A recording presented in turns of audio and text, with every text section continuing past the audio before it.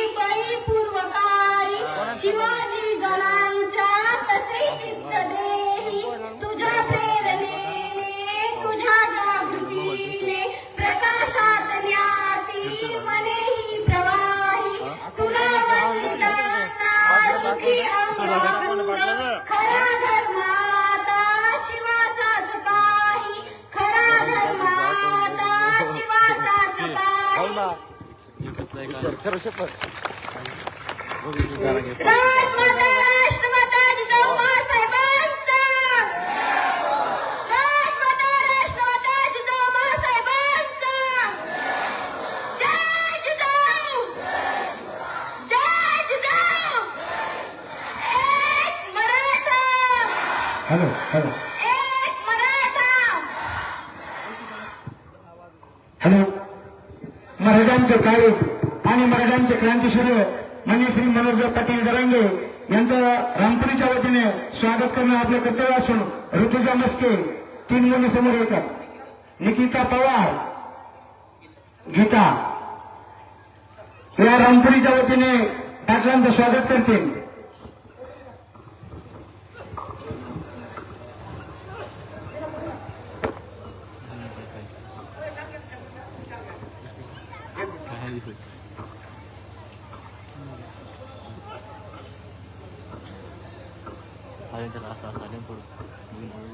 हलते तसं नाही रे नुसतं इथं दांड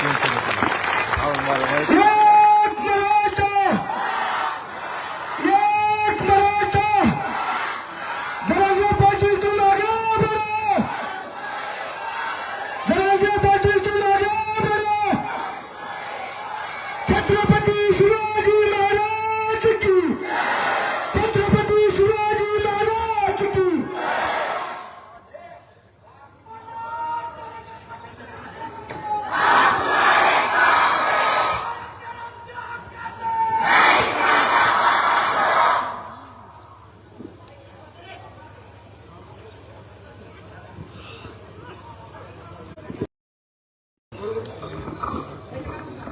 हॅलो हॅलो या ठिकाणी पाटलांचा सत्कार करण्यासाठी ढालेगावचे सरपंच संदीपान मस्के, श्रीपत आंध्रवाले सरपंच व सर्व सहकार्याच्या वतीने पाटलांचा सत्कार होत आहे.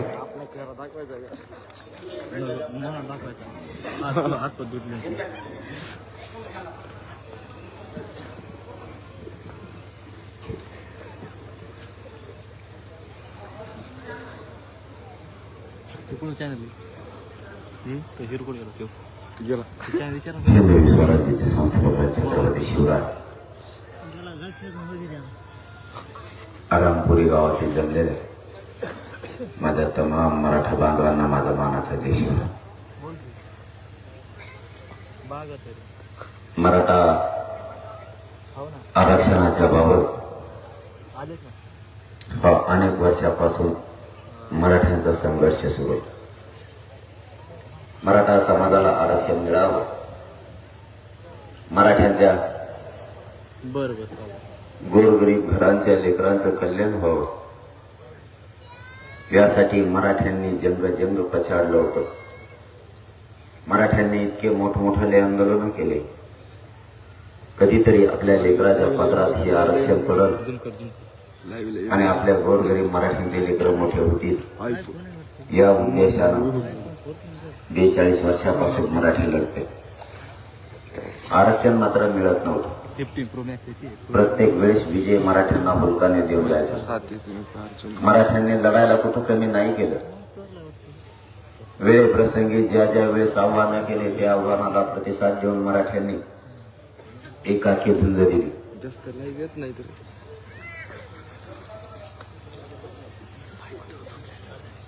कळलं काय ते मराठ्यांना.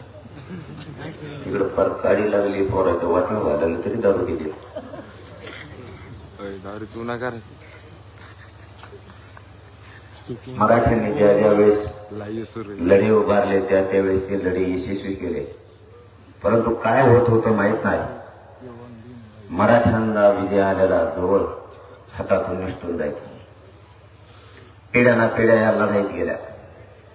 प्रत्येक मायबापानं रात्रंदिवस कष्ट करून स्वप्न बघायचं, माझं लेकरू अधिकारी झालं पाहिजे, माझं लेकरू नोकरीला लागलं पाहिजे.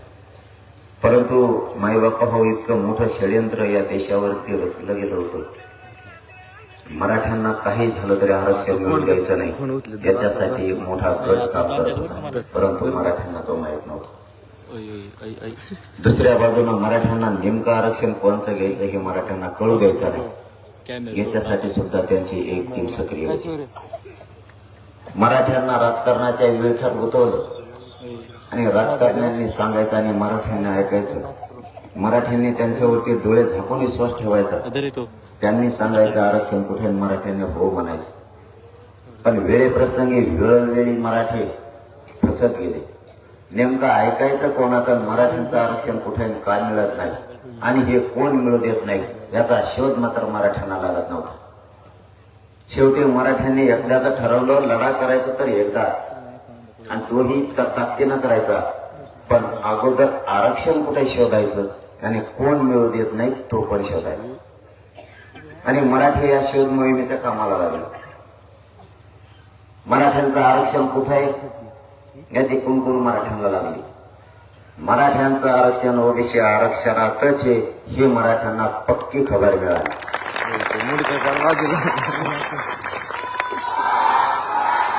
आणि आरक्षण कोण मिळू देत नाही.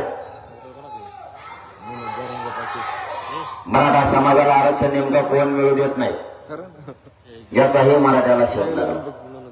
आणि मग आंदोलन सुरू झालं. अगोदर आंदोलन सुरू केलेच नाही. नेमकं मराठ्यांचं आरक्षण कुठं आणि कोण मिळू देत नाही याचा शोध घेतला आणि मग आंदोलन उभा राहिले.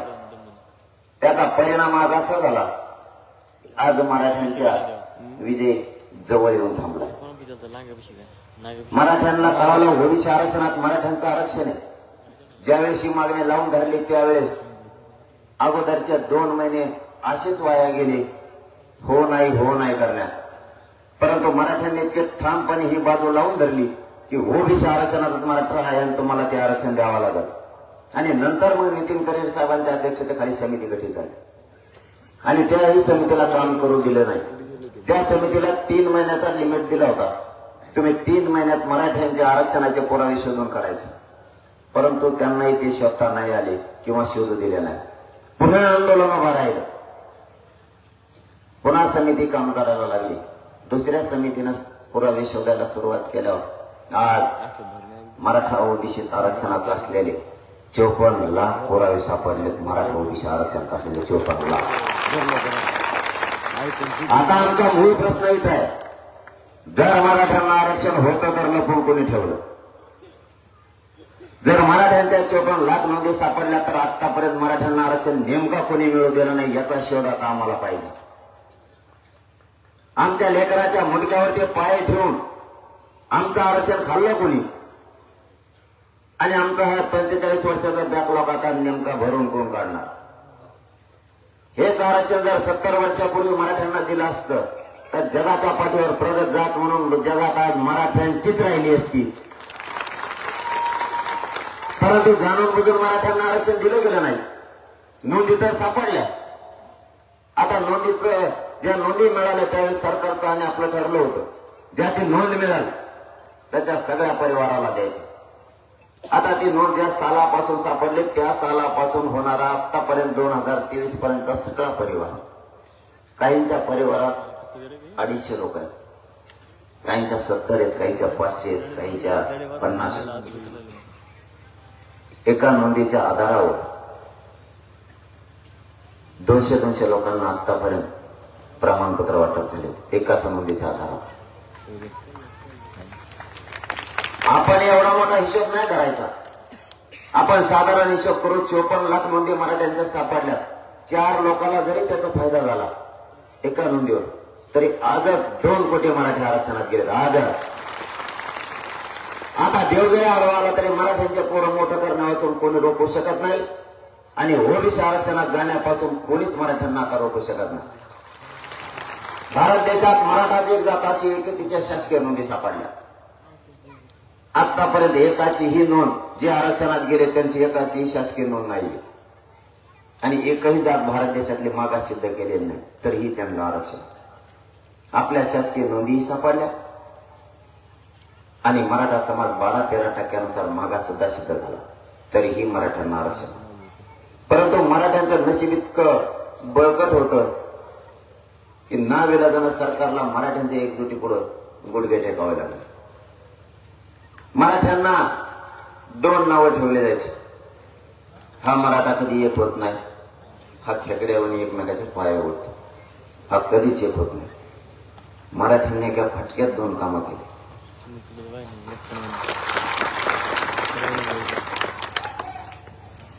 मराठ्यांनी एका फटक्यात 2 कामं केले. मराठा करोडच्या संख्येने एक आला आणि ओबीसीचं आरक्षण घेऊ देणार नाहीत म्हणले. मराठ्यांनी छाती ठोकून ओबीसी आरक्षणात घुसले. आंतरवालीला आव्हान केलं. महाराष्ट्रातल्या मराठा समाजाने एकजूट व्हावं. आंतरवालीच्या मराठी. पोलिसांचं गणित वेगळं, मराठ्यांचं गणित वेगळं. मराठी म्हणायचे एवढं ग्राउंड भरत आणि पोलिस म्हणायचे तुम्ही जे पार्किंगला गाड्या केल्या तेवढ्या गाड्या जरी भरल्या तरी तुमचं ग्राउंड 25% भरत.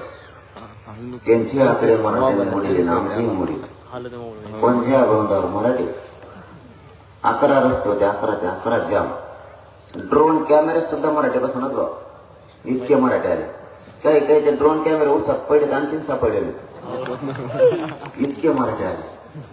मराठीने एका फटक्यात सगळे रेकॉर्ड तोडून टाकले. इतक्या ताकदीनं मराठी एकत्र आले. मी सरकारला वेळोवेळी सांगायचो मराठ्यांना फक्त इमानदारीने काम करणारे लोक पाहिजे होते आणि मी माझ्या समाजाला मायबाप मानलं आणि मी माझा प्रामाणिकपणा समाजासमोर सिद्ध केला. कुठंही या मायबाप मराठा समाजाशी आपण गद्दारी केली नाही. कुठंही सरकारचा नेमका प्रॉब्लेम असते. मी त्यांना मॅनेज होत नाही, मी त्यांना फुटत नाही. सगळ्यात मोठा प्रॉब्लेम त्यांचा तेवढा एकच आहे की हे मॅनेज होत. आता मॅनेज व्हायचं कसं असतं अरे तुमच्याला वाटतं आहे का नाही? मग काय हा नाही म्हणत ते घरी मी गोड बोलून माझ्या डोळे देत असतो आणि कार्यक्रमात लावतो. ते आता जर या इकडं बैठकीत ठरलं ना कोण जायचं आंतरवालीला, सगळे मंत्री म्हणतात आंतरवाली नको, ते लेखाटाकच बोलत आहे. मी काय चूक नाही बोलत. माझ्या गोरगरीब मराठ्यांचं वाटलं तुम्ही 70 वर्ष केलं. तुमच्याशी मित्रत्व करायसाठी नाही आंदोलन उभं केलं, माझ्या मराठ्यांना न्याय देण्यासाठी आंदोलन. आम्हाला आरक्षण पाहिजे आणि सरसकट मराठ्यांना पाहिजे. याच्यासाठी आता ही लढाई. मराठ्यांना आरक्षण मिळालं कोणीच म्हणू शकत नाही आंदोलन यशस्वी नाही झालं. आज गावात लोकांना प्रमाणपत्र मिळायला लागले. कोणाच्या तरी लेकराचं कल्याण झाले ही मराठ्यांनी लक्षात असू द्या.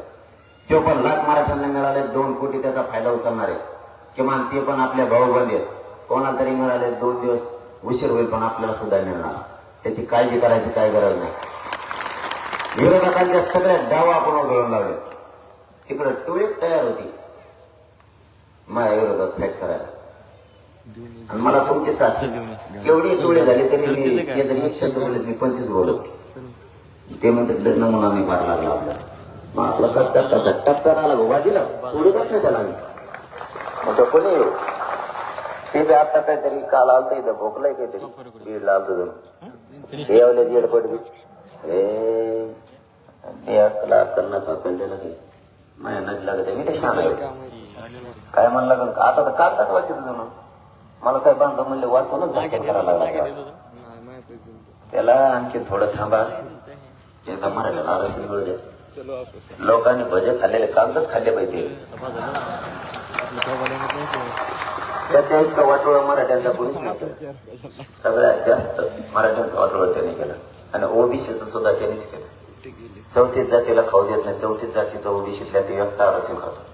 80% ओबीसीचं महामंडळ एकट्याने खाल्लं. त्याला वस्ता दे की त्याची काळजी नका करू. त्याच्याकडे एकदा आरक्षण मिळून द्या. त्याच्यात किती दम आहे मला एकदा बघायचं. आरक्षण मिळू दे म्हणा. कारण आरक्षणामुळे शांत आहेत आपण. कारण हे मराठ्यांचा विजय जवळ आला आणि विजय जवळ आलेला असताना आपण विचारपूर्वक काम करायचं. माणसानं काम करताना संयमानं करायचं. ते यशस्वी होण्यासाठी 4 पावलं मागे यायचे पुढेही जायचे. परंतु शांततेत जर घेतलं तर मराठ्यांचं कल्याण होतं. याच्यातच जर आपण थोडासा वेगळा विचार केला असता तर की मिळेल आरक्षण सुद्धा मिळालं नसतं. आज शेवटच्या टप्प्याच्या मराठ्यांचं आरक्षण आता. फक्त माझी तुम्हाला विनंती शांततेत घ्या आणि मुंबईला सगळे चला. कसं काय आरक्षण मिळत नाही बघू आपण त्याची काळजी नका. तुम्ही सगळे मुंबईला तयारी झाली पण तुमची पुढची जर रांग म्हणले मागच्या यायचं नाही काय खोटे आता वर करू नका वर. खोटे आता करू नका वर. नाही तर मग मी असं तुमच्या भराशात तुम्ही नाही यायचे कोणीच. मला असं येते त्याने एकट्या तिकडं दारू पिऊन कोणी यायचं नाही. कारण तिथं माता मावल्या सुद्धा राहणाऱ्या सगळ्या संसार बरबाद झाले त्या व्यसनामुळं. आता नका तिकडं गोळ घाला येऊन. तिकडं संघर्षाची लढाई सुरू आहे. तिथं न्यायाची लढाई सुरू आहे. तिथं विचारपूर्वक चला. इथून 600 किलोमीटर गोरगरीब लेकरांचं कल्याण व्हावं म्हणून चालले. तिकडं दुकानात सापडेत बसू नका. तुम्हाला वाईट वाटू देऊ नका. मराठ्यांनी 2च कामं करा. आयुष्यभराच्या लेकराला आरक्षण मिळवून द्या. त्यांचं आयुष्याचं कल्याण होईल आणि व्यसनापासून सगळे लांब जा. मराठा सुधारला व्यसन कोणी सगळे सोडून द्या. कारण त्या व्यसनामुळे आपले कुटुंबातले लोक आपल्यावर नाराज आहेत. बाहेरचे मित्रही आपले तुटले. पाहुणे रावळे सुद्धा नाव ठेवायला लागले. त्यामुळे त्याच्यापासून लांब जा आणि बांध टोकरायचं कमी करा. बांध एकले टोकरीचं काम असतं. दिवसभर लिंबाखाली बसत 3रा 12 जातात ते खुरपं घेऊन बांध टोकरीत बसतो. काय टोकरी तुरे 2-2 पिढ्या झाल्यात. बोलवणार आपले लोक एकामेकाला बांधासाठी 750 लोक मी एकत्र बसलेत महाराष्ट्रात. 2-2 पिढ्या न बोलणारे. सगळं वैरच कमी करून टाकलंय. वैर कमी करा. 2-2 1-1 फूट सोडून द्या. काय फरक नाही पडत तुम्हाला. माझी तुम्हाला विनंती मुंबईकडे चला. आपल्या रामपुरी गावातील एकही माणूस नका घरी थांबू. अशी संधी नाही येणार मराठ्यांना. पण एकदाच लेकराचं कल्याण होईल. बार लढाई लढायला आपल्यात आता ताकद नाही राहिली. ही शेवटची आरपारची लढाई आणि मराठी मुंबईत इतके ताकदीनं घुसणार आहेत. आता 4ही बाजूने मराठी ताकदीनं मुंबईत घुसणार आहे. कारण ही एवढी मोठी धडक असणारे आतापर्यंत देशात इतक्या ताकदीनं कुणीच गेलं नसेल. इतक्या ताकदीनं जाणार आहेत. हे मराठ्याचे पोट्टे इतके बेकार आहेत. लय बेकार. मी म्हणलं एक फाईट इथं झालं. 17 तारखेला बैठक होती ना आपली. त्यावेळेस म्हणलं एक फाईट आम्ही इथं बघू दुसऱ्या बाजूला. नको म्हणले. खाली बसलेली एकदा मुंबई म्हणा म्हणलं मुंबई काय करू मग चलो मुंबई म्हणला आता काय करणार. बरं गप्प बसत नाही, गप बसायचं नाही 20 तारखेपर्यंत. गप बसणारच नाही, बुळबुळ मध्ये सुरू हे पोट्यात नाही बेकार. कोण कोण घेऊन चाललाय, कोण नाही काय म्हणतात, सोशल मीडियाला व्हिडिओ टाकलाय, कोण काय मुसडीच घेऊन चाललाय. ते मला सरकारच्या लोकांनी असं बेजार केले. ते म्हणजे तुम्ही मुसडी घेऊन येणार का, म्हणलं मला काय कोण मुसडी घेऊन येणार. बरे पोट्टे बी असे बसले त्या मुसडीवर उलट तोंड करू आणि ते फोटो टाकले. 4-4, 5-5 जण बसले त्या मुसडी. आणि ते प्रत्येक मला फोन करते म्हणजे होय मुसडीवर किती लोक बसत असते. म्हणलं मला काय माहिती किती बसत असते. ते ज्यांनी टाकला त्याला विचार. मी त्यांना सांगितलं होतं तुम्ही नादी नका लावू. त्या मराठ्यांच्या पोरांनी हे मराठा जातीनं जर एकदा मनावर घेतलं ना कार्यक्रमाच्या पुढच्या, मी त्यांना सांगितलं होतं तुम्ही त्यांचं हक्काचं आरक्षण देऊन टाका. मध्ये मध्ये त्यांनी डिझेल बंद केलं. एका पोरानं लगेच त्या सोशल मीडियावर टाकलं. ते म्हणलं जर आपल्याला डिझेल नाही गेलं तर ट्रॅक्टर पळायचं कसं. दुसऱ्याने दुसऱ्याच दिवशी शोध लावला. ते सौर ऊर्जाचं ट्रॅक्टरवर बसवलं. म्हणलं आपला ट्रॅक्टर थेट मुंबईतच थांबणार आता. कोकणचं वायर कोण कोकणच जोडीन त्याचा भरोसाच नाही. मी आपलं सहज म्हणलं सगळे काम 20 जानेवारीपर्यंत ओळखून घ्या. एक काम नाही राहिलं पाहिजे. एका पोरानं व्हिडिओ टाकला, इतकं धवाला पाणी दिलं त्याचं रानच शेवाळ. ते म्हणला मा घरी तर वापसाच नाही झालं पाहिजे माझ्या रानात. मी सरकारला वेळोवेळी सांगितलं तुम्ही मराठ्यांच्या लोकांच्या नादी लागू नका. तो संयम आहे तितका संयम राहतो. आजपर्यंत मराठ्यांनी संयम राखला. 7 महिने वेळ दिला. याच्यापेक्षा मराठा किती वेळ देणार आहे. 7 महिने वेळ दिला. आता आमच्याकडे वेळ द्यायला तुम्हाला वेळ नाही. म्हणून मराठी आता मुंबईकडे निघाले. सगळ्यांना ताकदीनं मुंबईकडे चला. मी पाठीमागच्या गावात सांगितलं नाही, तुमच्या रामपुरी सुद्धा सांगा. मी राजपाटी करतो या समाजाचे लेकरं मोठे व्हावेत म्हणून. तुम्ही सुद्धा करा. तुम्ही सुद्धा करा. आता झोपलात तर तुमच्या पोराचं वाटलं तुम्हीच केलं. मावशीवर तुम्हाला काम सांगत होतो. यांना गप बसून द्यायचं नाही घरी. मला लय उशिरा कळलं राव. यांचे खटके तुमच्या हातात येत. मला जर आधी कळाले असते ना मी यांच्याकडे टाइमच नसता का तुम्हाला आरक्षण समजून सांगितलं असतं. हे लय भरत होते मला. मी एका गल्लीतून आले की 3ऱ्याच गल्लीतून जायची. पण माझा उद्देश एकच होता, माझ्या गोरगरिबांच्या मराठ्यांच्या पोरं मोठे झाले पाहिजे. माझ्या यांना उद्यापासून काम लावा. यांना सांगा तुम्ही शेतात आम्ही जातो, तुम्ही गावोगावी जाऊन मराठा आरक्षणात जागृती करायची. मुंबईला चाला नावाचं शांततेत आंदोलन करायला.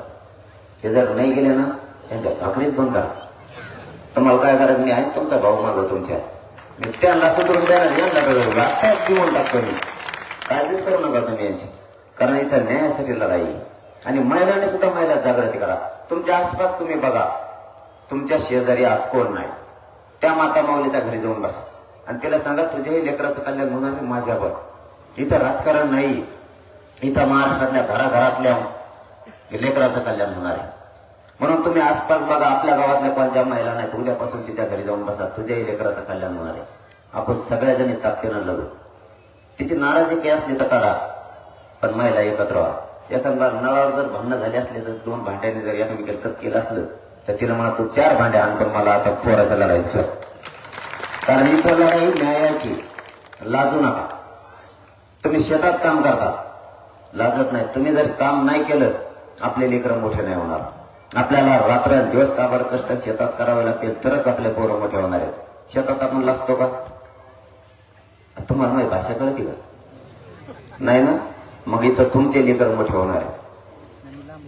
मग मराठा आरक्षणासाठी आपण सगळींना एक जीवाने राहून एवढ्या वेळेस मुंबईला लढायला गेलेल्या पोराच्या पाठीशी आपल्याच गावात राहायचं आपण, पण शांततेत आंदोलन पाठिंबा राहायचं. एवढं सांगायला का लाज आहे? तरी काय जमायला मदत मला लाज वाटत. तुला वाटून दे काय करते मग आता करतो आम्ही काम काय. पण मग एक प्रश्नाचं उत्तर दी. तुझा धीर उभा राहिल्यावर निवडणुकीला मी कसं गल्ली गल्ली पॉम्पलेट घेऊन पळती. पतंग हानबाया नारळी सरशी कबशी हान बराबर. मग एक तर तो अधीर सुधरतो. तो अधीर कोणत्या तरी साहेबाचा असतो. ते साहेब एखादा त्याला गटार गुटार नाली फिली देते. ते दोघं सुधारणार. आपल्या गाव तोडायला पाठायचे का? आपल्या लेकरांसाठी कोण? या आंदोलनाचा मुख्य आत्मास्थी गोरगरीब मराठ्यांच्या लेकरांचा कोण? आम्ही ठेका घेतला नाही बार बार तुम्हाला तो मोठं करायला. आमच्या लेकरांना मोठं करण्यासाठी सुद्धा तुम्ही पुढे आलं पाहिजे. 70 वर्षात जे जे पक्ष झाले त्या 70 वर्षातल्या महाराष्ट्रातल्या सगळ्या पक्षाचे नेते माझ्या बापदादा मराठ्यांनी मोठे केले. पक्ष कोणचाही असू द्या. त्याचं कारण असं होतं, कधी काळी जर मला गरज लागली तर हा माझ्या मुलाच्या मदतीला येईल म्हणून त्याला मोठं केलं. आता अधिवेशन झालं, अधिवेशनात एकही आमदार मंत्री मराठ्यांच्या बाजूने बोलला नाही. एकही. जो कोणी बोलला त्याचा स्वार्थ ठेवून बोललाय. 50% वर द्या किंवा खाली द्या. आम्ही ते आरक्षण मागितलंच नाही, त्याची मागणी तुम्ही केलीच कसं काय? 50% वरचं आरक्षण द्या हे बोलायचं सांगितलं कोणी? मग तुम्ही बोललात कसे? मराठ्यांचं आरक्षण ओबीसी आरक्षण आहे, त्याविषयी एकही आमदारांनी मंत्री बोलला नाही. याचा अर्थ मायबाप मराठ्यांना तुम्हाला जाहीर सांगतो, आपलं कोणीच नाही. आपल्या लेकरासाठी आपणच लढा आणि त्यांना मोठं करा. तुमचे लेकरं जर अधिकारी झाले, नोकऱ्या लागले, तुम्हाला कोणापुढे पसरायची गरज नाही, कोणापुढे झुकण्याची गरज नाही. तुमचे कॉलर कधी पण टाईट राहील. आपले लेकरं मोठं करायचं शिका. बस झाले लोकांचे झेंडे उचलायचे. आपल्याला आपण जर यांचे झेंडे उचलत राहिलो तर आयुष्यभर आपल्याला हमाली करण्याची वेळ येईल. हे कधी विसरू नका. आता ही लढाई गोरगरीब मराठ्यांच्या लोकांना, लेकरांना न्याय मिळाला पाहिजे याच्यासाठी सुरू. आरक्षण जर तुम्हाला समजून घ्यायचं असलं तर 1% भुकलेल्या पोराला किंवा पोरीला जाऊन विचारा आरक्षणाची काय किंमत आहे. ज्या मायबापानं रात्रंदिवस कष्ट करून पोरं शिकवले आणि स्वप्न बघितलं माझं लेकरू जर नोकरीला लागलं तर माझं कष्ट कमी होईल, हे स्वप्न बघणाऱ्या मायबापाला एकदा जाऊन विचारा आरक्षणामुळे आणि त्या आरक्षणाची काय किंमत आहे. ज्या पोरानं 5-5 वेळेस परीक्षा दिल्या तरीही ती भरती झाला नाही, त्या पोराला आरक्षणाची किंमत विचारा. ज्याचं क्लास 1 आणि क्लास 2 होणारा अधिकारी 1% होता त्याला आरक्षणाची किंमत जाऊन विचारा आरक्षणाची काय किंमत आहे. आणखी तरी तुम्ही भानावर या. कारण जीवन जगताना जितकं पाणी गरजेचं आहे तितकंच आता आरक्षण सुद्धा जीवन जगताना लेकरांसाठी गरजेचं आहे. नसता पुढच्या पिढ्या तुम्हाला माफ नाही करणार. आता नका बेसावध राहू, कारण हे आरक्षण आता अंतिम टप्प्यात आलंय. ते नेते फिटे पक्ष जळू द्या तिकडे, आरक्षण मिळेल बरं. मी म्हणत नाही तुम्ही राजकारण करू नका, पण आपल्या लेकराला अगोदर आरक्षण, नंतर राजकारण अगोदर नाही. एकदा पोरांना मोठं करा. आम्ही रातपाट एक करायला लागलो. रातपाट एक कोण करतो तुम्हाला माहिती का? राजकारणी. रचीन आपल्या कड्यावाजी, दारू उघडीन, चहा आपलाच पी आणि माझ्याकडे बघा म्हणून. काय बघायचं काय तर माझ्याकडे बघा. तू झाला मोठा, तो पोरं गेले परदेशात शिकायला, आमचे चालले मुस तोडायला, तो याकडे पोर बघतो. एक बी आपल्या बाजूला बोलत नाही. त्यामुळे आपण सावध होऊन रातपाटी करा. कष्ट करायची वेळ आता आहे. पाऊस पडला आणि वापसा झाला, जो वेळेवर फिरतो त्याला वर्षभर धान्य कमी पडत नाही. पण सतत पाऊस पडलं, पेरायला गेलं, डोक्यात इतक्या जातात काय फिरी तू. आता मराठ्यांचं आरक्षण अंतिम टप्प्यात आलंय. आता सगळेजण घाव घाला एकजुटीत. मराठ्याच्या लेकराच्या अंगावर गुलाल पडलाच म्हणून आरक्षणाचा समजा. रातपाटे करा. मी रातपाटे करतो. मी पहिल्यांदाच आलो या गावात, पण माझे म्हणणं मांडण्यासाठी नाही आलो. रातपाट मी एकत्र करतोय. 4:30 वाजता साडेगावचा कार्यक्रम घेतलाय आणि 5 वाजता जेवलोय. पाठव मी कवा खाल्लं तरी मला पचत. पाठव खाय नाही तर कवा खाय. माझ्या गाडीतल्यालाच पचत नाही. ते 10 वाजले की दुड्या सापडा चालू करतो. भाकरी पुढे 5 वाजता झोपलो. एक टाकलेलं होतं कदम 5:30ला माझ्या रगत उडली अंगावरची. मला म्हणते एक फोटो काढून दे ना. तरी सुरगुतर फोटो काढला. मला भेलं सुद्धा नाही ते. सकाळी उठलो कामाला लागलो. मी रातपाटी करतो, जीवाची पर्वा नाही करत. माझ्या बोटाचा आणि पायात सुद्धा कार्यक्रम झाला तरी मी विचार नाही करत. 2 दिवसाला सलाईन घेतो आणि लगेच समाजाच्या दारात जातो. आता सावरला लेकराचं कल्याण करायची वेळ आली. लेकरं मोठे करा, आरक्षण देऊ, पुन्हा फिरायला चालू करतो. 3 दिवसाच्या पुढे मला दौरा सुद्धा आता होत नाही. कारण एका महिन्यात 26 दिवस उपोषण झालं माझं. पहिले 17 दिवसाचं, नंतर 9 दिवसाचं. माझं शरीर सुद्धा मला साथ देत नाही. माझ्या गाडीतल्या लोकांनाच माहिती माझ्या काय होते, तरीही मी माझ्या जीवाची पर्वा नाही करत. मला माहिती एवढीच वेळ आहे आपले लेकरं मराठ्यांचे मोठं करायचं. आता माझा नाही सारखं मेलं तरी हरकत नाही, पण आता माझा नाही सारखं. त्या दिवशी एक टाकलेला असं झालं फोटो काढायला. त्याच्या पायात अशी टप्पू चप्पल होती. ते पुढून आलं वाकडं तिकडं चलत. मला वाटलं काढलेला मग फोटो देईल. एकदम चिपकून आलो. त्याच्या पायाचा असा दंका लागला चिपले तर मला नकच अर्ध उडाला. त्याला लय लोटलं पण ते लय टप्प होतं. मला रेटलंच नाही पलीकडे. मराठ्यांनी आता परवा नका करू. मी माझं जीवन माझ्या समाजासाठी अर्पण केलं. मी आज नाही करत, 24 वर्षापासून करतो. मी माझं पूर्ण जीवन समाजासाठी अर्पण केलं आणि त्या समाजाला मी मायबाप म्हणलं, त्या समाजाशी मी गद्दारी नाही करणार. आणि हे समाजाला मी सिद्ध पण करून दिले. आतापर्यंत मराठ्यांच्या पदरात 70 वर्षापासून आरक्षण पडलं नव्हतं. आज जवळपास 2 करोड मराठ्यांच्या पदरात आरक्षण मिळाले. त्यांच्या लेकराचं कल्याण झालं, त्यांना आयुष्याची भाकरी मिळाली. आता आपली लढाई सरसकट मराठ्यांसाठी, महाराष्ट्रातल्या सरसकट मराठ्यांना आपल्याला आरक्षण पाहिजे, यासाठी मुंबईकडे जायचं. तुमच्या गावात निघाल्यात मोदी? निघाले? तुमचं कल्याण झालं म्हणून बरेच जण गुंतलेत. वा, कल्याण झालं तुमचं. माझा काय उद्देश नाही. आरक्षण देऊन माझ्या गोरगरीब मराठ्यांच्या पोरावर आरक्षणामुळं मिळालेली वर्दी मला एकदा बघायची, बस एवढंच होत नाही. त्या लेकरांच्या चेहऱ्यावर आनंदाने हसू बघायचं, याच्यासाठी लढाई सुरू. मी मरायला नाही भेट, कारण सरकारनं मला शत्रू मानलंय. तरी मी भेट नाही, कारण गोरगरीब मराठ्यांचा प्रश्न मांडला म्हणून तुम्ही शत्रू मला मानत असाल तर मी तुम्हाला मोजीत बी नाही, गिनणार सुद्धा नाही. तुला काय करायचं ते कर, मी भेट सुद्धा नाही. कारण माझ्या गोरगरीब मराठ्यांच्या पदरात आरक्षण टाकण्यासाठी हा संघर्ष सुरू आहे. मी माझ्या कुटुंबाला सुद्धा सांगूनच घरात बाहेर पडलेलो आलो तर तुमचा नाही तर समाजाचा. लोकांपेक्षा माझं वेगळं आहे. लोकांचं आधी कुटुंब आहे, माझं तसं नाही. माझं अगोदर समाज आणि नंतर कुटुंब. कारण मी एका कुटुंबाला मोठं करीन, पण माझ्या समाजाचं आहे. कारण मी खाऊन जगण्यासाठी नाही आलो, खाऊन जगण्यासाठी तर कोणी पण जगू शकतो. इथं समाजाच्या लेकरांना मोठे झाले पाहिजे, त्यांची प्रगतीसाठी हा संघर्ष सुरू आहे. आणि तुम्हाला शब्द देतो, जीव जरी गेला तरी मुंबईतून आरक्षण घेतल्याशिवाय मागे फिरणार नाही. शब्द देतो. फक्त तुम्ही इकडे एकजूट फोटो देऊ नका, कारण याचं राजकारण नका येऊ. तुम्ही जर याचं राजकारण आणलं तर आपल्याच लेकराचं वाटलं होणार आहे. नोंदी भेटल्या काय एवढे काय गडबड होती लगेच? थोड्या टायमाला सांगितलं असतं का तयारी चालली लगेच.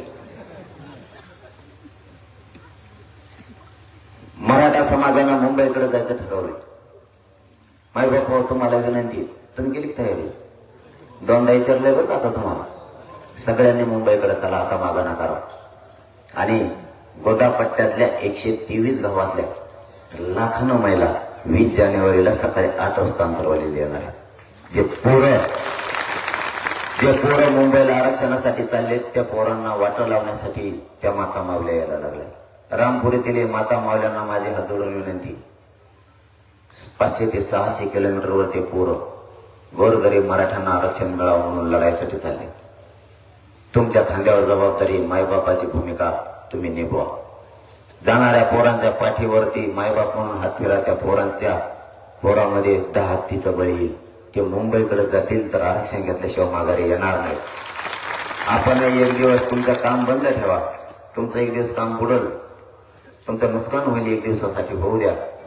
पण तुमच्या एक दिवस काम बुडल्यामुळं माझ्या मराठा समाजाचं जर कल्याण होणार असलं तर तुम्ही 100% एक दिवस काम बुडा आणि त्या पोरांना वाटा लावायला. कारण त्याचे 2 संदेश जाणार आहेत. लाखांना माता मावल्या वाटा लावण्यासाठी येणं म्हणजे सरकार पण संदेश जाईल की येणारं लाखाने आहेत आणि वापस वाटा लावून गेलेले लाखाने आहेत. मराठी मात्र एकजुटी नाहीत. आरक्षण दिल्याशिवाय पर्याय नाही. म्हणून तुम्हाला सगळ्यांना येत. आपल्या रामपुरातल्या सगळ्या बांधवांना माझी विनंती, विशेष करून माता मावल्यांना त्या दिवशी घराला कुलप लावून अंतरवालीकडे आहे. कारण ते लेकरं तुमचे असतील नसतील मला नाही माहिती, पण ते चाललेले लेकरं हे मराठ्यांसाठी चाललेत. त्यांच्यात तुमचा मुलगा शोधा. तुमचंच लेकरं चाललंय असं समजा आणि त्याच्यात डोक्यावर मायाचा हात फिरा.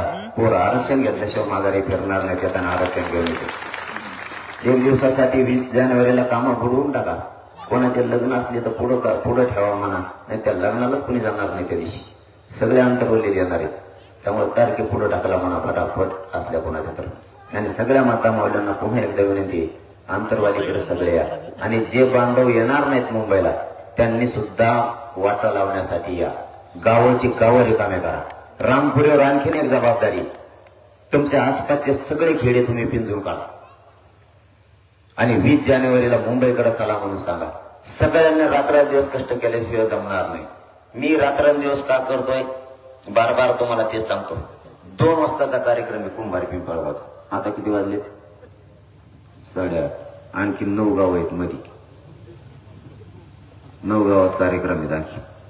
म्हणजे मी बरोबर 5-5:30 सूर्य उगाच टायमाला कुंभार पिंपळात जातो. तो ते नाही खिचडी केली जाईल. ते म्हणते दादा चला घरात हलायला तयार नाहीत मराठी.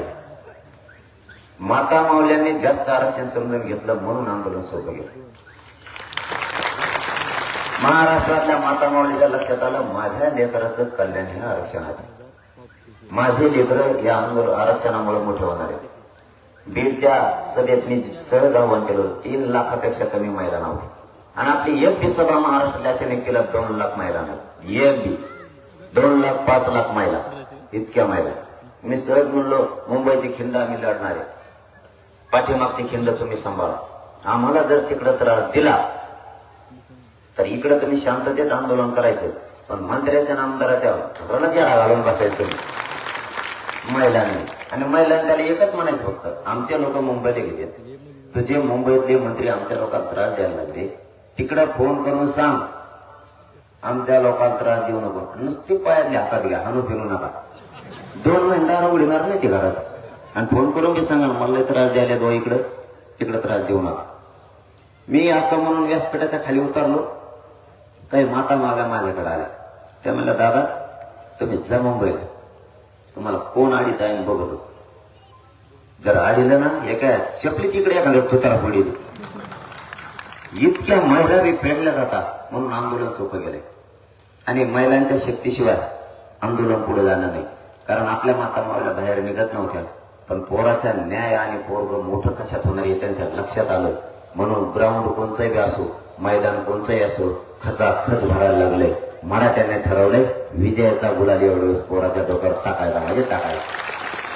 आता आपली तुम्हाला विनंती आहे 20 जानेवारीसाठी रात्रंदिवस जागा पण तयारीला लागा. 4-5 दिवस हातात. आसपासचे 50-60 खेडे पिंजून काढा.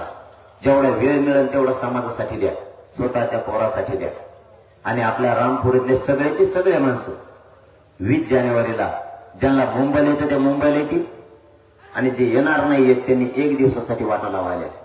आपल्या गावातल्या सगळ्या गाड्या बाहेर काढा. मोटरसायकलीपासून सगळ्या आहेत तेवढे आणि आंतरवालीपासून मुक्कामाच्या ठिकाणापर्यंत त्या माता मावल्या सगळ्या येणाऱ्या आणि तिथून वापस येणाऱ्या. तर त्या दिवशी तुमच्या मोटरसायकलवरच राहा म्हणजे तुम्हाला अर्ध्या ते पाऊण घंट्यात मुक्कामाच्या ठिकाणी त्या पोरांना वाटा लावल्याच्या नंतर तुम्हाला तुमच्या घरी अर्ध्या पाऊण घंट्यात येता येईल.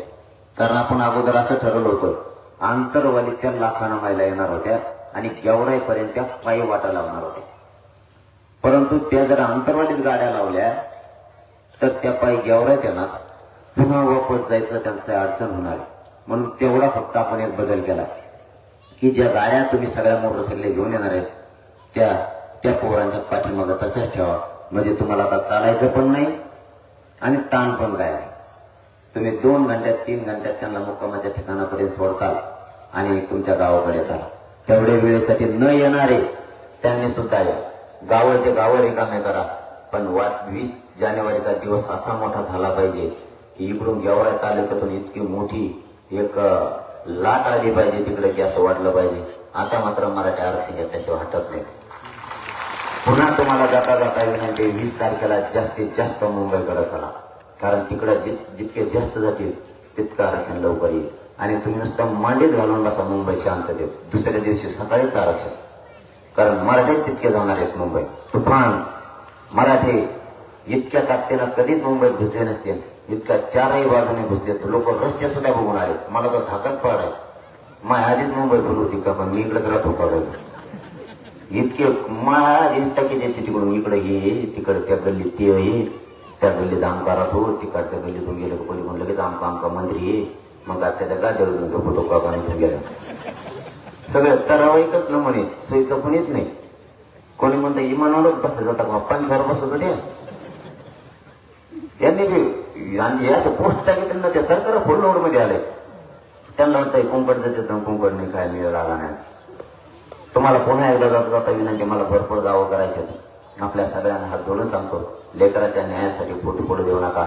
आपण तुम्हाला शब्द देतो जीव जरी गेला तरी 1 इंचही मराठ्यांना आरक्षण दिल्याशिवाय हटणार नाही. आणि मुंबईकडे तुम्ही सगळे या एवढीच विनंती करतो.